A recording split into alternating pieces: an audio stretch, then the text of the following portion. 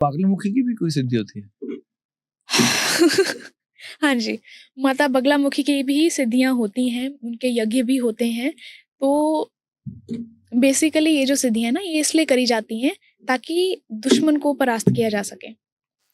जिनके ऊपर court case चल रहे हैं, लिटिगेशन चल रही हैं, या वैसे ही कोई अपने दुश्मन से बहुत ज़्यादा परेशान है, तो वो ये सिद्धियाँ करते हैं। एंड ऐसी सिद्धियाँ ये कि सामने वाला जितना मर्ज़ी पावरफुल क्यों ना हो, वो उल्टा लटक जाएगा। ज़बान चलनी बंद हो जाएगी। बड़े से बड़ा स्कॉलर जो है, वो आपके सामने जो है उसकी ज़बान बन जाएगी, बेवकूफ़ मंदबुद्धि हो जाएगा, बोलने लायक नहीं रहेगा। ऐसी सिद्धियाँ उल्टा लटका सकते हो आप किसी को बंदर की तरह। 13 दिन की सिद्धि होती है ये। एंड बड़ा उग्र रूप देखने को मिलता है माता जी का इसमें। तो हर कोई नहीं कर सकता ये। उग्र रूप माँ का दिखता है, क्यों दिखता है और उस वक़्त क्या होता है? Because she stops you from doing it. परीक्षा लेती हैं एक तरह की। बट अगर आप वो परीक्षा में अगर आप पास हो जाते हो, अगर आप इवन उनके कांस्टेंट आपको उस चीज़ से रोकने के बाद कैसे रोकती हैं? बेसिकली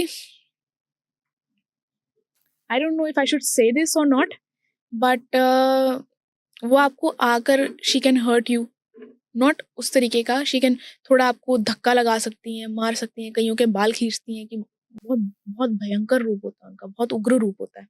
नॉर्मल इंसान वो देख नहीं सकता। हड्डियाँ उनकी एकदम जो है ना बहुत ज़्यादा विजिबल होती हैं उनकी हड्डियाँ, पतली बिल्कुल। She is in her thinnest form. And उनके जो बाल हैं वो खड़े रहते हैं, आँखें उनकी लाल रहती हैं। ऐसा उनका रूप होता है। उनके गले में मुंडमाला रहती है। सो इतना उग्र रूप होता है, वो हर कोई हैंडल नहीं कर पाता, और वो फिज़िकल फॉर्म में रहते हैं, you can see it.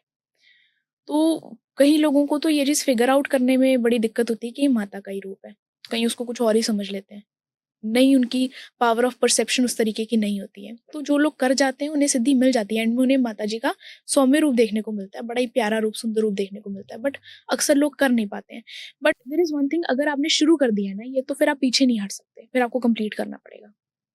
There is no way back. और ये सिद्धि मिलने के बाद क्या-क्या होता है? सिद्धि मिलने के बाद आपके आगे कोई इंसान खड़ा नहीं हो सकता, कोई दुश्मन खड़ा नहीं हो सकता आपके आगे। बगलामुखी जो है ना, वो दुश्मनों से बदला लेने के लिए करी जाती है कई बारी।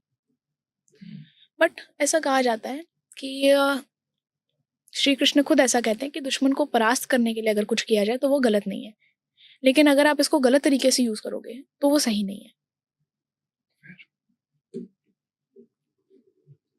जहाँ पर आपकी जान पर बात आई है, जहाँ पर आप सही हो, अगला इंसान आपको जानबूझकर हर्ट कर रहा है या जानबूझकर आपके साथ गलत हो रहा है, तो फिर आप अपने दुश्मन को परास्त कर सकते हो।